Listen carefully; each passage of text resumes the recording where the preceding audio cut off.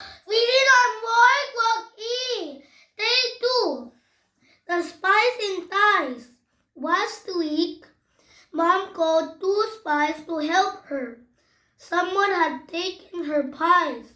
She asked everyone, but someone was telling a lie. The spies heard Mom's cries and wanted to help. The spies came to her house wearing ties. They woke up, they looked down, they looked all around. Finally, they found the pies. Nobody was telling lies. We found the pies in the refrigerator.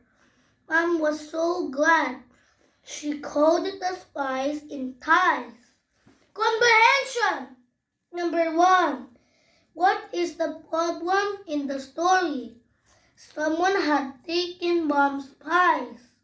Number 2. What were the spies wearing? The spies were wearing ties. Number 3. Where did the spies find the pies? The spies found the pies in the refrigerator. Thank you.